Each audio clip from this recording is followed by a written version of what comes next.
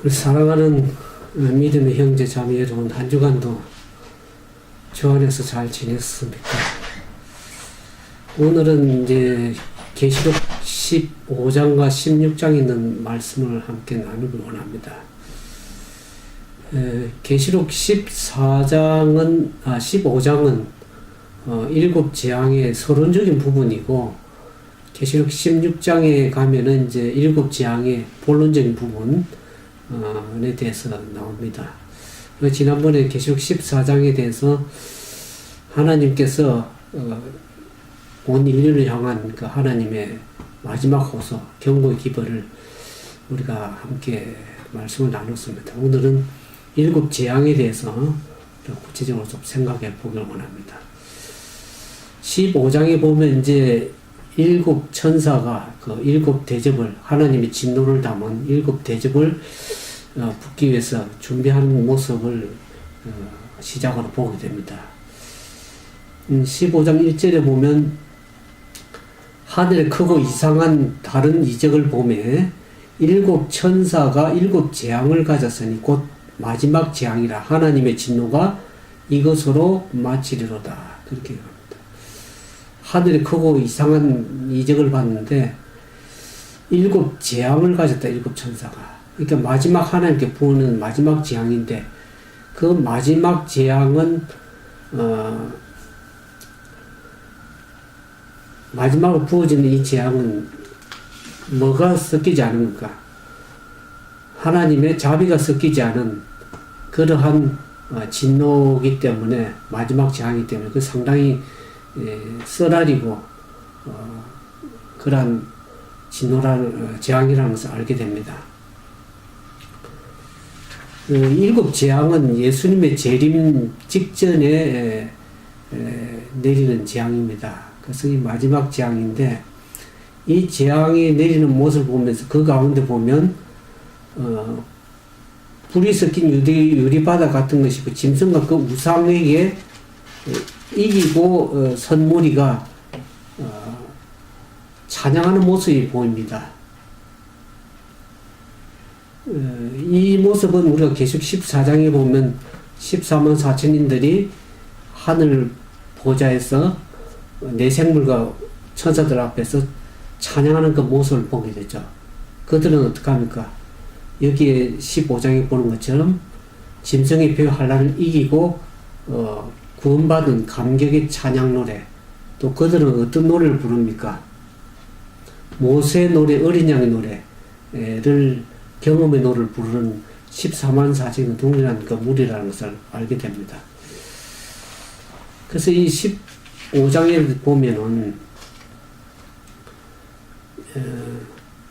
그 일곱 재앙을 우리가 출애굽에 애굽에 내린 열 재앙과 거의 비슷한 부분들이 있습니다. 이스라엘 백성이 내린 그 열 재앙은 어떻게 합니까? 애굽 백성에게 내린 것이죠. 근데 이스라엘 백성들에게는 그 재앙이 내리지 않았습니다. 일곱 재앙과 여기 일곱 나팔은 좀 관련이 있습니다. 우리가 일곱 나팔에 지난번에 배웠는데, 일곱 재앙도 보면 첫 번째에서 네 번째 재앙, 천년계 내리는 재앙입니다. 자연계 내리는 재앙이고, 나머지 이제 다섯째부터는 악의 근원에 내린 재앙인데, 그것이 일곱 나팔과 관련이 동일하다는 것을 알게 됩니다. 근데 일곱 나팔은 하나님의 자비가 섞여 있었습니다. 하나님의 은혜가 섞여 있었고, 그것은 이제 기독교 전 역사에 복음이 증거가 되면서 복음이 전파될 때 중보 사업이 진행되는 동안에 이제 그러한 화가 내렸다, 이런 것을 알게 되는데, 그러나 마지막 이제 내리는 일곱 재앙은 하나님의 은혜와 자비가 섞이지 않은, 그야말로 상당히 쓰라린 그런 파격적인 그러한 재앙이라는 것을 알게 됩니다. 그래서 이 일곱 나팔에 내리지는 그러한 화들은 하나님 백성들을 핍박하는 그 사람들을 회개시키기 위한 것이지만, 마지막에 내리는 이 일곱 재앙은 그것은 그들이 결국 해결에 이르지 못하는 것을 보게 됩니다. 왜냐하면 재림 직전에 내리는데 그때는 사람들이 회개할 기회가 없습니다. 여기 보면 왜 그러냐면 15장 2절에 보면 2절 말고 5절에 보죠. 이일 후에 내가 보니 하늘에 정거장막의 성전이 열리며 일곱 재앙까지 일곱 천사가 성전으로 나와서 그 대접을 일곱 대접을 주는 모습을 봅니다. 일곱 대접 진노를 붓기 위해서. 그러니까 정거장막이 열려서 보인다는 것은 정거장막은 어디에 있냐 그러면 정거계, 언약계, 지성소 안에 있는 것입니다. 정거장막. 그러니까 그 지성소가 안에 보인다는 것은 결국 예수님께서 이제 지성소 봉사, 중보 봉사가 끝나면은 그 끝나면서 이제 이 일곱 재앙이 내리게 되는 거거든요. 그래서 성전의 그 6절에 보면 여기 나오죠. 하나님의 영광과 능력이 인하여 성전에 연기가 차게 되며 일곱 천사의 일곱 재앙이 마치기까지 성전에 능이 들어갈 자가 없더라 그랬습니다. 그러니까 그 일곱 그 재앙이 내릴 때는 예수님의 중보가 끝난 상태이기 때문에 더 이상 회개의 기회가 없다는 것을 알게 됩니다. 그래서 이 일곱 재앙과 이제 애굽에 내린 열장에 보면은 그때 애굽에 내렸던 열장은 바로가 어떡합니까? 그 열장을 보면서 마음이 강팍해졌죠. 하나님의 구속 사랑을 깨닫 마음을 굳게 닫고 그 사랑을 에서 돌이키지 아니하고 회개치 아니하고 계속 마음이 강팍해진 것을 보게 됩니다. 여기 나중에 일곱 재앙을 살펴보지만 일곱 재앙을 받는 사람들이 회개하는 것이 아니라 마음이 더 강팍해져 가지고 하나님을 거역하고 더 하나님께서 하나님의 공의로운 심판에 오히려 그 정오하고 분노하고 거역하는 그런 모습들을 일곱 재앙 받는 사람들의 그 모습을 보게 됩니다. 그래서 이 성전에 능이 들어갈 자가 없더라. 그 연기가 가득 차서 거기에는 은혜 시기가 이제 끝났다는 것을 중보 사업이 끝났다는 것을 알게 되죠. 그러니까 우리가 지금 사는 시기는 아직도 은혜가 남아 있는 참으로 그 시기라는 것을 알게 됩니다. 악이 성행하고 그렇지만 아직도 우리에게는 은혜 시기가 남아 있다는 건 참으로 우리에게 그래서 이 하나님은 오래 참으시는 분이라는 것을 알게 되죠. 우리에게 조금이라도 회개할 가능성이 있으면 어떤 결코 포기하지 않고 죄인을 구원하기 위해서 모든 일을 행하시는 분이 하나님이십니다. 그럼에도 불구하고 이제 은혜 시기가 끝난 이후에는 더 이상 성령의 호소가 의미가 없어지면 사람들이 또 회개를 하지 않기 때문에 그들이 계속해서 하나님의 말씀에 불순종하고 거부하는 그 선택의 결과로 말미암아서 성령이 더 이상 호소할 수가 없는 상황이 되는 것입니다. 그래서 하나님께서 이 은혜 시기 동안에 우리가 돌이켜서 하나님께 돌아오기를 원하고 계십니다. 우리가 성경에 보는 것처럼 하나님은 아무도 멸망치 않고 다 회개하게 이르기를 원한다고 성경이 얘기를 하고 있습니다. 하나님의 마음입니다. 그러나 저들이 하나님께서 계속 성령으로 호소함에도 불구하고 저들이 어떻게 합니까? 마음을 열지 않고 거부한 그 선택의 결과를 그들이 마지막 거두는 것입니다. 그래서 지금은 상당히 참 중요한 은혜 시기라는 것을 우리가 알게 됐죠. 지난번에 14장 볼 때 하나님께서 모든 세상의 인류를 향한 하나님의 마지막 호소가 있다고 얘기했습니다. 세 천사가 얘기할 때 첫 번째가 심판하실 시간이 됐으니 하늘과 땅과 물들의 근원을 만든 그 창조주 하나님께 경배하라고 얘기를 하고 있습니다. 그동안에 세상을 향해서 많이 경배하고 그랬다면 이제는 마음을 돌이켜서 하나님께 경배하라고 얘기를 하고 있고 두 번째는 바벨론이 무너졌다고 그랬습니다. 우리 바벨론이 뭡니까? 바벨론은 하나님을 대적하는 세력, 우리가 쭉 봤죠. 하나님을 거역하고 배교한 하나님의 백성이지만 배교한 세력들을 얘기를 합니다. 그 다음에 마지막 짐승의 표에 환란이 놓을 때 그 짐승의 표를 받지 말고 하나님께서 그들에게 호소하십니다. 그 하나님의 마지막 경고의 기별을 거절할 때에는 그것이 결국에는 그들의 선택의 결과를 이 일곱 재앙을 받는 모습을 나옵니다. 15장이 일곱 재앙의 서론이라고 했습니다. 16장이 본론적인 일곱 재앙에 대해서 얘기를 드리고 말씀드렸습니다. 그래서 하늘 일곱 천사, 일곱 대접, 하나님의 진노를 담은 일곱 대접을 이제 붓기에서 준비하는 장면이 15장에 나오는데, 그 불 준비할 때 하늘 성전의 정거장막에 연기가 가득 차서 아무도 들어갈 수 없다. 그래서 예수님의 중보 사역이 끝났다는 얘기를 하고 있습니다. 그러니까 그 중보 사역이 끝나면 각 개인의 운명은 이제 결정이 되는 것이죠. 구원받을 백성과 멸망받을 백성의 두 분류로 온전히 구별이 되는 것입니다. 영원히 결정이 되는 것입니다.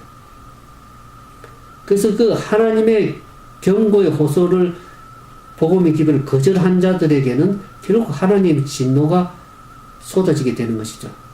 그 마지막 재앙이라 그랬습니다. 15장 1절에 보면. 그러니까 얼마나 그 재앙이 써다리고 한 재앙인지를 알게 됩니다. 그래서 애굽의 10장, 그러니까 출애굽 보면 애굽에도 10장이 내릴 때 이스라엘 백성들에게는 내리질 않았습니다. 그러나 하나님의 거역하는 백성들, 이 애굽 백성들, 세상 백성들에게는, 애굽인들에게는 이 10장이 내렸죠. 그런 것처럼 마지막 때도 하나님의 말씀에 순종하는 사람들에게는 이 재앙으로부터 보호함을 받습니다. 그러니까 얼마나 중요한 얘기인지 알 길도 없습니다. 근데 이제 애굽에 임한 이 재앙 때 바로가 굉장히 마음이 강팍해진 것고, 또 애굽인들은 그들이 섬기는 신이 그들을 보호할 수 있다는 거 생각했지만 결국 보호하지는 못했습니다. 그들은 열장 온전히 받게 됐죠. 그 애굽 내린 재앙은 상징적인 얘기가 아닙니다. 실제로 있었던 얘기입니다. 마찬가지로 마지막 재앙도 첫 번째 내린 재앙이 누구에게 내린다고 나옵니까? 16장 1절에 보면 짐승과 그 우상에게 경배한 자, 그들에게 첫 번째 내린 재앙입니다. 아까 내가 종기가 나서 굉장히 고통스럽고 썰어진 그런 재앙이 첫 번째 재앙이 내리는데, 결국 짐승에게 경배하는 자, 그들은 어떡합니까? 마음이 애국왕 10장 낼 때 애국왕 바로가 마음이 강팍해진 것처럼 이들에게도 짐승에 경배한 자들은 그 재앙이 내릴 때 마음이 강팍해가지고 회개를 하지 않습니다. 결국에 하나님의 심판으로부터 그들은 보호를 받을 수가 없는 그러한 상태가 되는 것입니다. 그래서 이 첫 번째에서 네 번째 내린 재앙은 전 세계적인 재앙은 아닙니다. 만약 전 세계적으로 내리면 사람들이 감당할 수 없고 완전히 진멸돼 버리죠. 그래서 첫 번째 재앙은 짐승에게 경배하는 자들에게 내리는 고통스러운 역겨운 종교가 나는 재앙이죠. 그래서 이 첫 번째부터 네 번째까지는 주로 천년계 내린 재앙입니다. 둘째, 셋째가 바다와 강과 샘의 피같이 변하는 그 애굽의 10재앙도 강물에 그는 바다에 그는 피로 변하는 그 재앙하고 동일한 얘기를 하고 있죠. 둘째, 셋째 재앙이 이게 바다와 강과 샘의 피로 변하는, 그 사람들이 바다와 강물이 피로 변하면 그 물을 먹을 수가 없잖아요. 그래서 물의 근원이 피로 변하니까 사람들이 먹을 수가 없는데, 넷째 재앙에 가면 이 태양이 열을 받아서 화상을 입는 그런 재앙이 나옵니다. 제가 읽어드릴게요. 계시록 16장 1절부터 내가 들으니 성전에서 큰 음성이 나서 7 천사에게 말하되 너희가 가서 하나님의 진노의 7 대접을 땅에 쏟으라 하였습니다. 여기 성전에서 큰 음성이 나왔다, 이 말은 예수님께서 이제 중보 사역이 끝나고 나오면서 지성소에서 7 천사를 향해서 대접을 가지고 진노의 대접을 부으라고 큰 음성으로 말하는 건 누굽니까? 예수님께서 말씀하시는 것입니다. 그러면서 2절에 첫째가 가서 그 대접을 땅에 쏟음에 악하고 독한 헌대가 짐승의 표를 받은 사람들과 그 우상에게 경배하는 자들이 나더라 그랬습니다.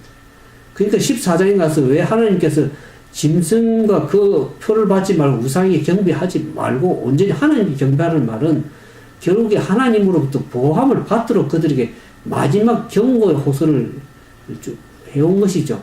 그러나 그것을 거절하는 자들에게는 하나님의 은혜와 자비가 섞이지 않은 그야말로 진노하심의 그 대접을 받는 것이니까 상당히 두려운 얘기죠. 그 다음에 셋째 가면 대접을 바다에 쏟았다 그랬습니다. 바다가 곧 죽은 자의 피같이 되면 바다가 모든 생물이 죽더라 했습니다. 바다가 피로 변하는 애굽에 내렸던 열장도 피로 변하는 그런데 그 바다가 피로 변하니까 바다의 생물들이 살 수가 없는 것이죠. 그러면서 셋째가 그 대접을 강과 물의 근원에 쏟음의 피가 되더라. 강과 물의 근원에 쏟아서 피가 되면 사람들이 물을 마실 수가 없잖아요. 고통스럽잖아요. 그런데다가 넷째 보면은, 넷째가 이 태양계, 태양이 어떻게 합니까? 여기 보면, 8절이죠. 신경 8절. 넷째가 그 대접을 해 쏟음에 해가 건세를 받아 불로 사람들을 태우니 사람들이 크게 태운지니라. 이 재앙들을 행하는 권세를 가신 하나님 이름을 해방하며 또 회개하여 영광을 주께 돌리지 아니하더라 그랬습니다. 첫째부터 넷째까지는 천연계 내리는 재앙입니다. 근데 물의 근원이 피가 돼서 마실 수 없는 고통인데 비해서 또 해가 뜨거워지니까 가뭄이 들고 기근이 드는데 얼마나 힘들겠습니까? 그럼에도 불구하고 그들은 하나님께 회개하고 영광을 돌리지 않는 것을 보게 됩니다. 이게 왜냐면 하나님의 자비가 섞이지 않은 더 이상 회개할 수 있는 기회가 더 이상 없는 것이죠. 그러니까 그들이 회개하여 주께 영광을 돌리지 않습니다. 이스라엘 백성들 애굽의 바로 왕이 강박하게 마음을 회개치 않은 것처럼 결국에 하나님의 말씀에 순종하지 않고 짐승의 배 환란을 짐승이 굴복하고 하나님의 경고의 호세 말씀에 순종치 않은 자들은 결국에는 그들이 회개할 기회가 더 이상 없는 것입니다.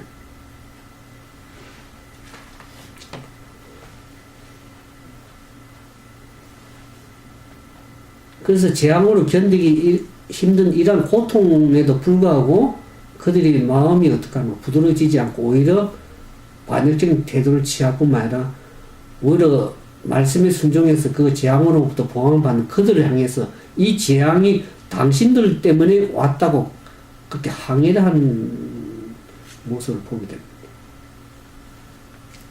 그 다음에 이제 다섯째 재앙은 첫째부터 넷째는 천연에 내렸지만 다섯째 재앙은 그 악의 그늘인 짐승이 보좌에게 내리는 거 보면 이게 보면 12절에 여섯째가 그 대접을 큰 강 유브라데스든 강문이 말라서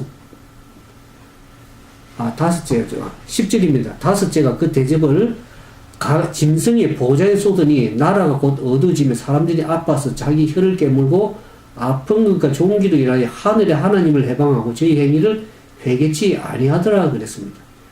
악의 근원인 짐승이 보좌에게 직접 재앙이 내리게 되는 것을 얘기를 하고 있죠.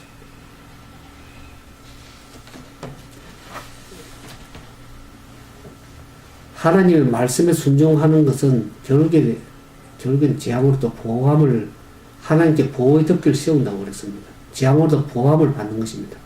10장에서 이스라엘 백성 내렸던 그 재앙에 이스라엘 백성들에게는 그것이 하나의 보호함이 되었지만 애국 백성들에게는 결국에 그 재앙이 임했던 것을 알게 됩니다. 우리가 아까 14장에 보면 바벨론이 무너진다고 했습니다. 이 종교 세력이지만은 배교한 종교 세력은 결국에 하나님의 보호함을 받을 수가 없습니다. 그래서 하나님의 말씀에 순종하는 것이 얼마나 중요한 일인지 알 길이 없습니다. 마지막 때는.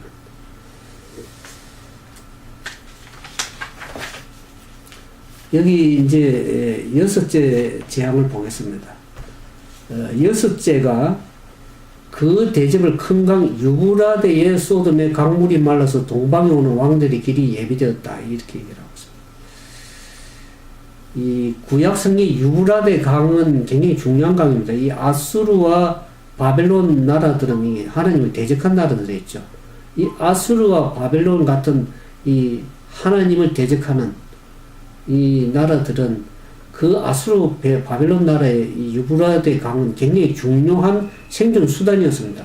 이 유브라데 강물이 어디로 흘리냐면 바벨론을 간통해 흘렀고, 그들이 그 유브라데 강에 흘러오는 그 강물을 가지고 곡물을 재배해서 그들의 생존 수단이었습니다. 이 유브라데 강물이. 그래서 이 바벨론에서 유브라데 강이 없이는 생존할 수 없는 것이었습니다. 그래서 이 마지막 때 이 바벨론이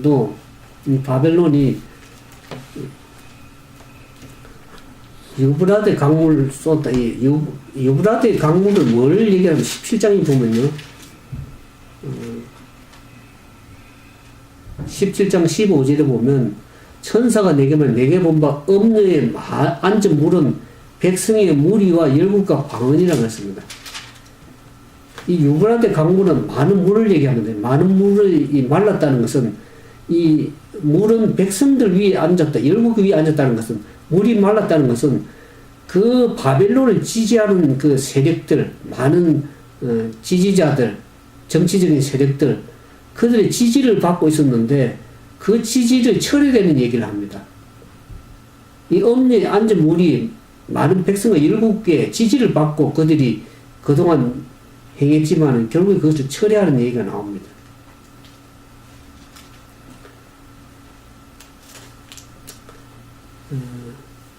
그래서 여섯째 재앙에 보면 그 대접을 큰 강 유브라데에 소돔의 강물이 말라서 동방에 오는 길이 예비됐다. 이 유브라데 강, 이 바벨론 나라가 어떻게 멸망된 걸 여러분 역사적으로 혹시나 아십니까? 이 바벨론 나라가 멸망될 때 메데 페르시아의 고레스 왕이 이제 침공해서 그 바벨론 나라를 멸망을 시켰는데, 그때 이 바벨론을 흐르는 유브라데 강물 줄기를 다른 데로 빼 돌렸습니다. 그래서 그 바벨론 난공불락의 성을 물줄기를 돌려가지고 건너서 그 바벨론 나라를 멸망을 시켰습니다. 그런 것처럼 여기 우리가 그 다니엘서 5장에 보면 벨사살 왕이 어떻게 합니까? 그 신하들과 연회를 벌리면서 그렇게 술을 마시고 환락에 젖어 있을 때에 어떻게 합니까? 이 메데 페르시아 군대, 바벨론, 고레스 왕이 진주하는 페르시아 군대가 유브라데 강물을 물줄을 돌려서 들어가며 침공해서 그 성을 완전히 함락을 시켰습니다. 그 상징적인 의미가 유브라데 강물이 말랐다는 것.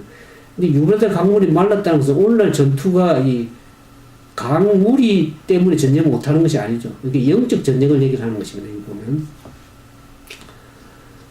그래서 바벨론을 지지하는 세력, 그것이 지지를 하지 않고 결국에는 바벨론이 멸망하는 것. 이 시대의 마지막 때도 영적 바벨론은 결국에 그 지지 세력들이 처리함으로써 멸망될 것을 얘기를 하고 있습니다. 내가 읽어 드릴게요. 요한계시록 17장 16절입니다. 내가 본 바 이 열불과 짐승이 엄녀를 미워하여 망하게 하고 벌거벗게 하고 그 살을 먹고 불로 아주 살으리라 그랬습니다. 많은 지지하던 이 짐승과 열불, 이 지지 세력이 결국에는 그 지지 세력들이 어떻게 합니까? 그를 오히려 철회하고 망하게 하는 것입니다. 그 살을 먹고 불로 아주 사른다. 그런 얘기를 하고 있습니다. 그래서 결국 바벨론은 멸망하는 것입니다.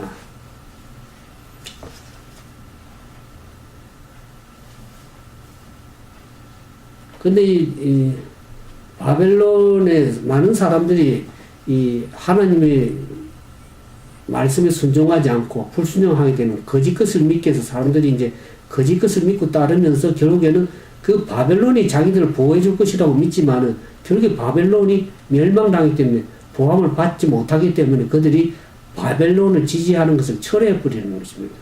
그 도움을 바라는 헛되다는 것을 알고 지지를 하지 않는 것이죠. 그 사람들이 이제 바벨론으로부터 속아서 등을 돌려가지고, 돌렸지만, 그는 여전히 이제,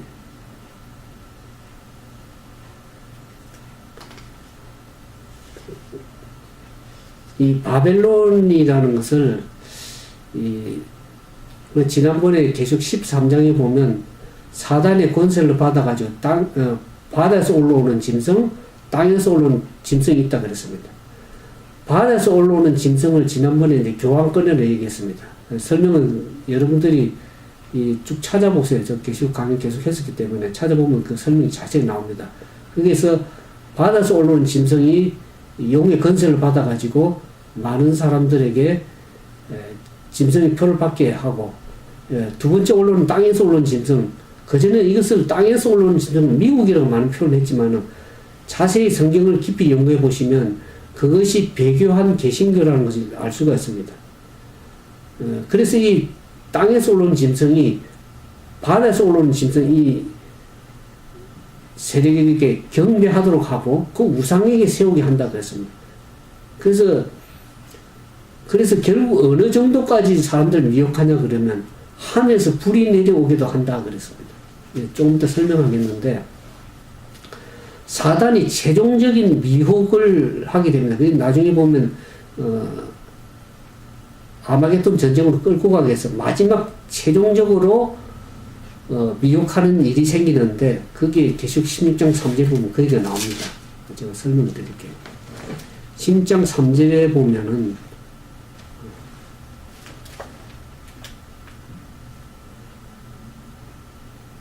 16장 3절이 아니에요.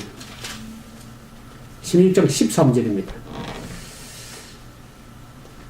여기 12절부터 먼저 설명을 드리고 13절로 할게요. 강물이 그게 6째 그 대립을 큰 강 유브라다 강에 소돔에 강물이 말랐다 그랬습니다. 그러면서 동방에서 오는 왕들의 길이 예비되었다. 이 말은 무슨 말이냐면 그 지지하던 세력, 바벨론 지지하는 세력들이 결국에 철회해서 강물이 마름으로 인해서 누가 오게 되는 왕이냐면 동방에서 오는 왕들의 길이 예비되다. 아까 바벨론 나라가 메데페레스 고레스 왕이 침공해서 왔다는 것은 동쪽에서 온 왕 얘기하면서 고레스 왕을 얘기했는데, 마지막 때 동방에서 온 왕이라는 것은 결국 예수 그리스도께서 재림하시는 모습을 나타냅니다. 모든 대적하는 세력이 이 바벨론 세력이 멸망과 지세력이 철회되면서 동방에서 오는 왕의 길이 예배된다는 것은 예수 그리스도의 재림을 얘기를 하면서, 여기 13절에 또 내가 보면 개구리 같은 새 더러운 영이 용의 입과 짐승의 입과 거짓 선자 입에 나온다 그랬습니다. 저희는 귀신의 영이라 이적을 행하여 온 천하 임금들에 가서 하나님 곧 전능하신 큰 날에 전쟁을 위하여 그들을 모으더라. 마지막 아마겟돈 전쟁에서 사람들 다 마지막 미혹하기 위해서 모으는데, 여기에 개구리 같은 새 더러운 영이 나온다 그랬습니다. 새 더러운 영을 용의 입에서 나오고, 그 다음에 용은 뭡니까? 우리가 계속 12장에 보면 사단, 용, 옛 뱀이라고 그러죠.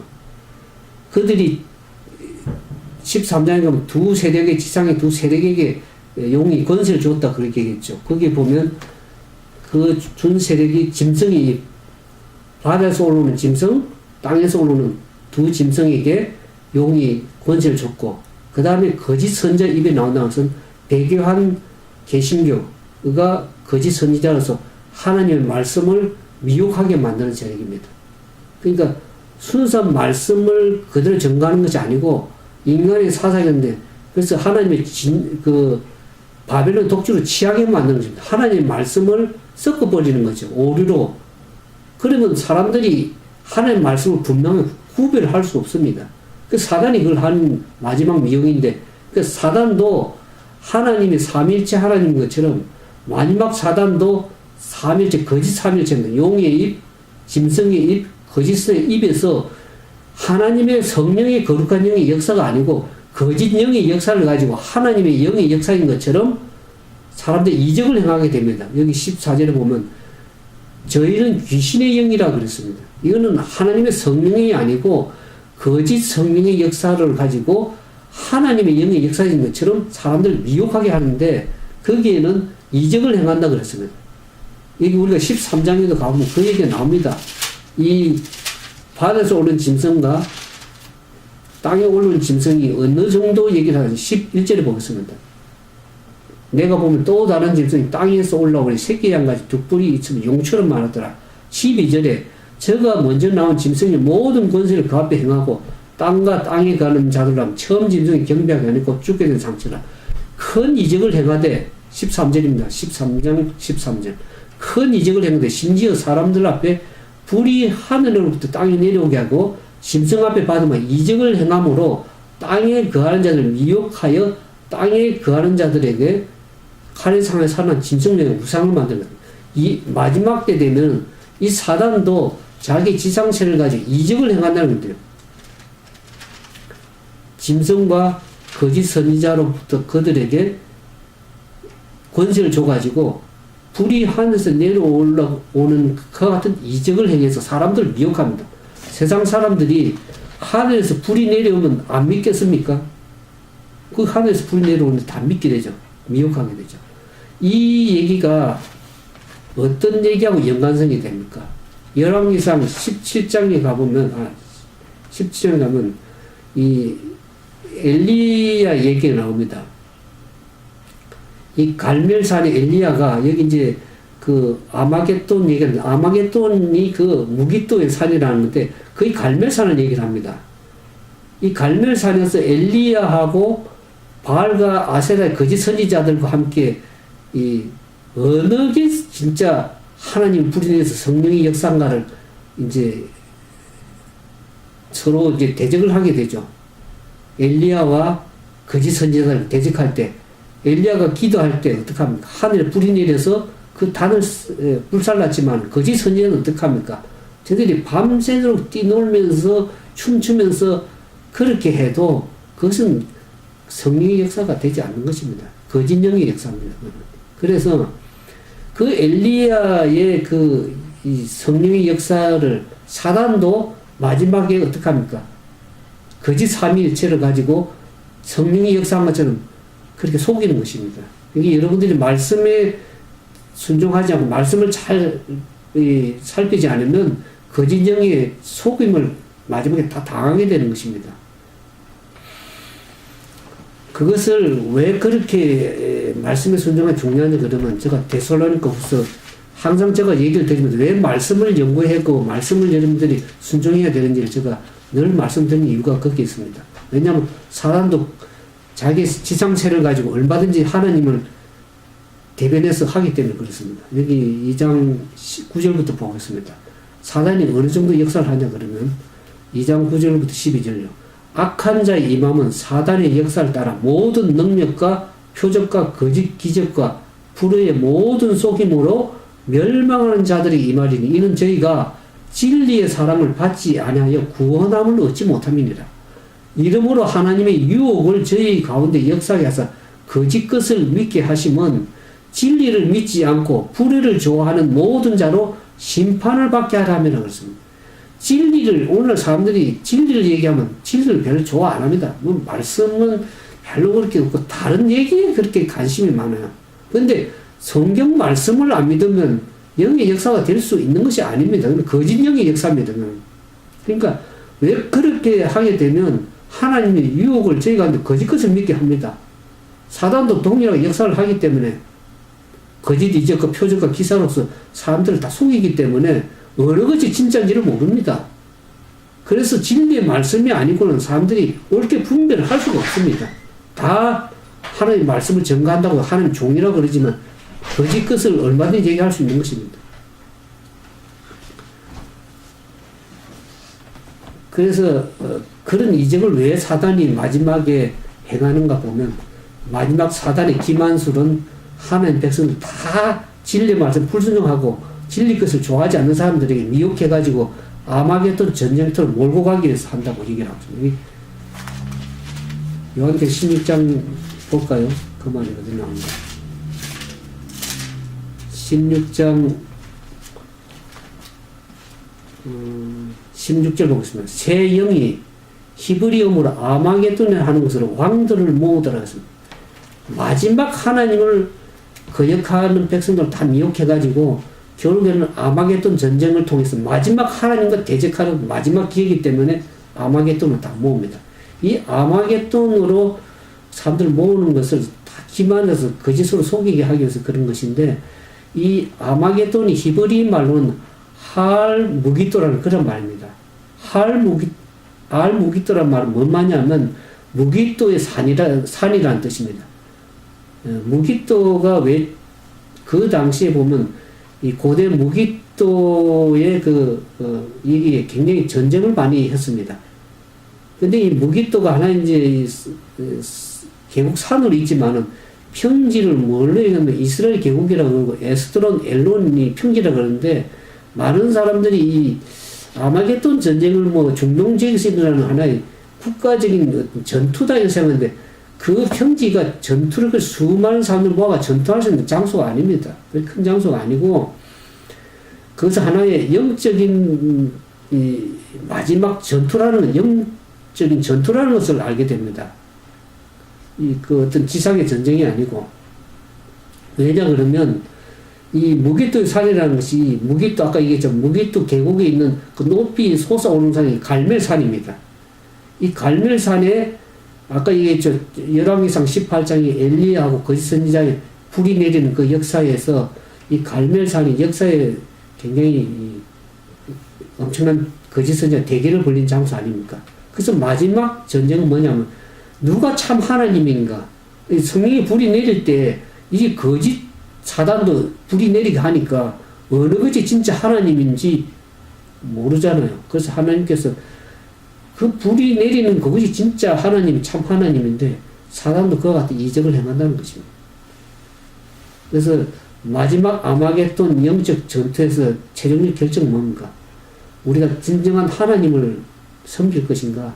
아니면 사람을 섬길 겁니다. 왜냐하면 사단은 자기 지상 세력은 사람을 통해서 역사합니다. 뭐 이상한 뭐 이런 게 나타나는 것이 아니고 자기의 지상의 세력을 가지고 있다고 지난번 13장에 그 세력이 보이는 종교 세력이고 거짓 종교 세력이고 그런 것을 얘기를 하지 않습니까? 그러니까 하나님의 말씀에 순종하는 거짓 것을 사람들이 다 진짜처럼 믿게 미혹당하기 때문에 하나님의 말씀에 순종하는 것이 굉장히 중요하다고 지금 말씀을 드립니다. 만약 그렇지 않으면 거짓 것을 선택하면 그 거짓 것에 자기들 보호함을, 이 바벨론으로부터 보호함을 받을 수 있다고 생각하면 결국에는 그 바벨론을 보호 못하게 되면 어떡합니까? 결국에 우리 계시록 6장 16절에 보면 하늘과 산을 통해서 하나님 예수님의 재림할 때 산과 굴에 숨으면서 바위를 나를 가르라고 얘기를 하지 않습니까? 결국 패배할 것을 선택했기 때문에 그 선택의 결과를 자기들이 거두는 것입니다. 재앙으로부터 보호함을 받지 못하는 것이죠. 그래서 하나님을 선택하는 게, 하나님을 선택한다는 뭡니까? 하나님 말씀에 순종해서 나온 사람들이죠.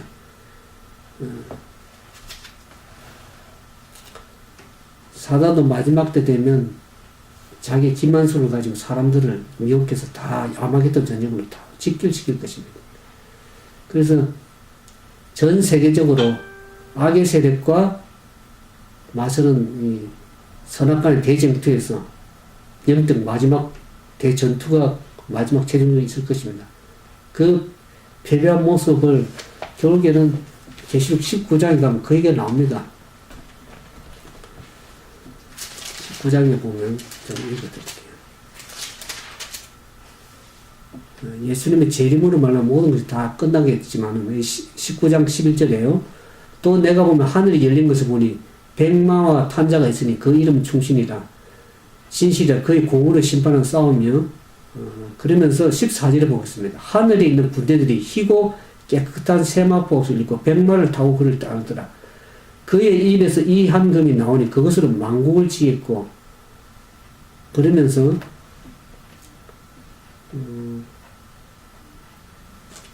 19절에 보겠습니다. 19장 19절. 또 내가 보면 짐승과 땅의 임금들과 그 군대들이 모여 그 말 탄 자들과 그의 군대로 더불어 전쟁을 일으키다. 이 마지막 아마겟돈 전쟁을 얘기하는 것입니다. 그들이 짐승과 땅의 임금들과 군대들이 다 사단이 다 모아가지고 어떻게 마지막 이 말탄 자 예수 그리스도의 재림 백말탄 자 그 자들 그 군대를 더불어서 마지막 전쟁을 일으킵니다. 그렇지만 결과가 어떻게 되는지 20절에 가보면 짐승이 잡히고 그 앞에 이적을 행하던 거짓 선지자도 함께 잡혔으니 이는 짐승의 표를 받고 그 우상에 경배하는 자들을 이적으로 미혹하던 자들아. 사람들에게 짐승과 그 우상에 경배하기 위해서 불이 내리기 위해서 미혹하는 것이죠. 그 사람들이 다 속는 것입니다. 그 거짓 것에. 그래서 그것에 그 미혹하던 자들이 둘이 산채로 유황불의 못에 던지고 그 나머지는 말탄자 입으로 나오는 검의 죽음에 모든 새가 그 고기로 배불리라. 아마겟돈 결국에 시체들의 새 잔치가 벌어지는 것입니다. 다 사람들이 죽어서 새들이 다 뜯어먹는 그 같은 새 잔치가 될 것을 얘기를 하고 있습니다. 그래서 그들이 마지막 사람들을 모아서 미혹해서 마지막 아마겟돈 전쟁을 통해서 하나님과 대적하고 전쟁을 벌이겠지만 결국에는 짐승과 거짓 선지자 다 붙잡혀서 유황불에 못에 당하고 그들 죽임을 당하는 것을 멸망당할 것을 최종적으로 얘기를 하고 있습니다.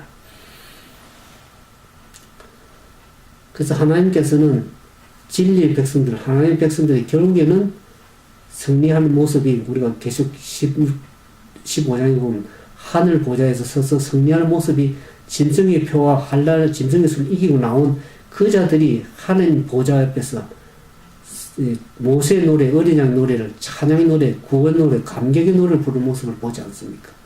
그 자리에 우리가 서기 위해서는 어떤 삶을 이 은혜의 기간 동안 어떤 삶을 살아야 되겠습니까? 하나님 말씀에 순종하고 예언의 말씀을 아는 것이 얼마나 중요한지. 그렇지 않으면 미혹당하니까 사람들이 다 종교가 다 같은 종교고 다 같은 교회가 아닙니다. 진리의 말씀에 순종하는 말씀이 어떤 말씀인지를 제가 계속 계시록을 말씀을 여러분들 살펴드렸습니다. 아마 이렇게 전가하는 것이 아마 마지막이 될지도 모르겠습니다. 제가 작년부터 계시록을 강의를 꾸준히 하고 지금 2년째 하고 있는데 아마 여러분들이 이제 듣는 것이 그렇게 이제 들을 기회가 많이 있지 않으리라고 생각 들어집니다. 여러분들에게 이 은혜의 기간 동안 이런 말씀을 듣고 깨달을 수 있다는 것은 참 하나님의 은혜입니다. 하나님 섭리가 있을 줄 생각합니다. 아무튼 여러분들 이 아마겟돈 전쟁의 준비, 우리 하나님 말씀에 순종하고 뜻대로 행할 때 결국엔 그것이 나의 재앙으로 보호함을 받고 짐승의 표 하나를 이기고 나오면서 결국 하늘 유리바닥까지 설 수 있는, 그래서 승리의 경험의 노래를, 찬양의 노래를 부를 수 있는 우리 모두가 되기를 주님의 이름으로 축원을 드립니다. 이렇게 기도하겠습니다.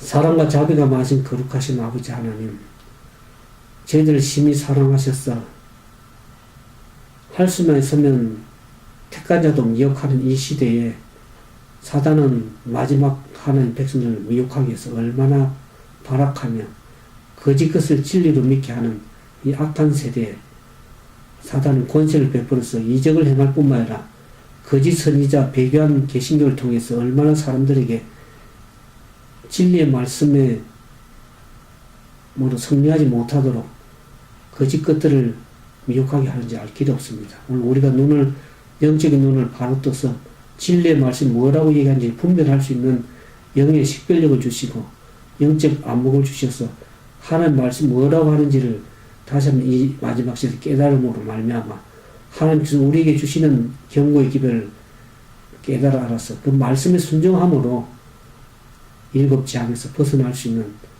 그야말로 하나님 참된 백성으로 설 수 있는 우리 모두가 되도록 지혜를 베풀어 주시고 참된 성령의 역사하심을 깨달을 수 있도록 도와주셔서 거짓 영이 역사하는 이 미혹하는 시대에 우리에게 눈을 떠서 하나님의 말씀을 분별할 수 있는 영적인 식별력을 갖게 해주시고 하나님께서 우리에게 만물을 여시라고 호소하시는 성령의 세미한 음성을 듣고 그 말씀에 순종함으로 하나님의 뜻대로 살 수 있는 참된 하나님 백성들이 다 될 수 있도록 인도해 주시옵기만을 바라올 때 우리를 죄 가운데 구원하신 우리 주님 예수님 이름으로 감사하며 간절히 기도드리옵나이다. 오랫동안 함께 해주신 모든 감사를 드립니다.